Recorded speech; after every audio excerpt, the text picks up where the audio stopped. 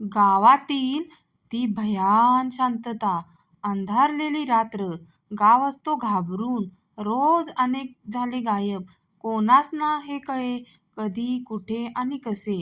अनामिक भीती मनात उमटत एक शिरशिरी जायची. भीतीचा मायाजाल पूर्ण गावाला वेढा घातला होता. लहानपणापासून मोठ्या सगळ्यांनाच एक अनामिक भीती वाटत होती. गाव तसं हे चांगलं, पण हे विपरीत असे का घडते?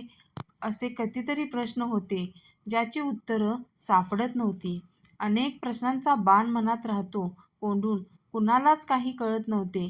अमावास्येची रात्र, भयान शांतता, कुत्र्याचं ते विव्हळणं. त्या आवाजाने काळीज जातं फाटून. मनाचा थरकाप उडून जातो. आज कोणाचा नंबर आहे अशी भीती मनात येऊन जाते. पिंपळाच्या झावळ्यात गुरफटलेली ती विहीर, त्याची ती सावली भयान वाटत होती. मध्येच पक्ष्यांचे ते विचित्र येणारे आवाज, कुत्र्यांचं भुंकणं, सगळं काही मनाचा थरकाप उडवणारं होतं. अशा वेळी संपूर्ण गाव निश्चित पडून राहायचं. लहान मुलं घाबरून जायची. दर अमावास्येला ती यायची. ती वेळ ठरलेली असायची. ती यायची. अशाच एका रात्री ती रडायची. त्या आवाजाने कानठळ्या बसायच्या. छाती बडवत ती रडायची. का रडायची ती हे कोणालाच माहीत नव्हते. तिला कोणी पाहिले नव्हते. ती तिच्या वेळेला यायची, रडायची आणि मग एक भयान किंकाळी कानावर पडायची. ती किंकाळी कोणाची हे कोणालाच माहीत नव्हते. भीतीने कोणाला बाहेर पडायचे नाही. कोणीच उठायचे नाही. जीव मुठीत घेऊन तसेच पडून राहायचे. दुसऱ्या दिवशी त्यांना समजायच्या आत आपलं एक कमी आहे. संपूर्ण गाव जमायचा. डोक्याला हात लावून बसायचा. कोणाला काहीही सुचायचं नाही. यातून आपली सुटका कशी होईल हे काही कळायचं देखील नाही. मग तो रडण्याचा आवाज आणि ती भयान शांतता. नेहमीच असं घडायचं. प्रत्येक महिन्याच्या प्रत्येक अमावास्येला हे घडलेलं असायचं. पुढल्या अमावास्येच्या वेळी मी शोध घ्यायचं ठरवलं. लपून बसलो. मी आणि ती येण्याची वाट पाहू लागलो.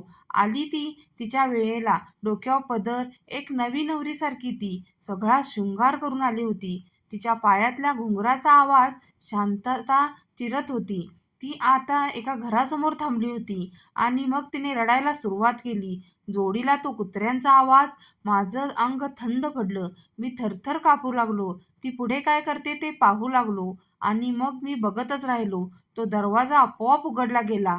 ती आत गेली आणि एका व्यक्तीला घेऊन बाहेर आली. ज्याला तिनं आणलं होतं तो माझा मित्र होता. ती आता त्याचं काय करते ते बघू लागलो. आता ती माझ्या दिशेने वळली आणि तोच तिने तिच्या डोक्यावरचा पदर बाजूला केला.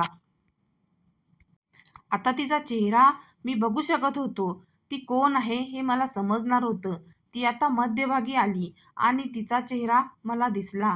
तिचा चेहरा बघून माझ्या डोळ्यातून किंकाळी बाहेर पडली आणि मी तिथेच बेशुद्ध पडलो. दुसऱ्या दिवशी उठलो तेव्हा मी घरी होतो. मी घरी कसा, कोणी आणलं मला इथे? मी काही स्वप्न तर पाहिलं नाही ना? पण नाही, मला बाहेरून आरडाओरड आणि रडण्याचा आवाज येत होता. म्हणजे रात्रीचे घडलं ते सत्य होतं. अजूनही तो चेहरा आठवला की संपूर्ण अंगाला घाम फुटतो. माझी वाचाच बंद होऊन जाते आणि एक अशी अनामिक भीती माझ्या मनात घर करून जाते.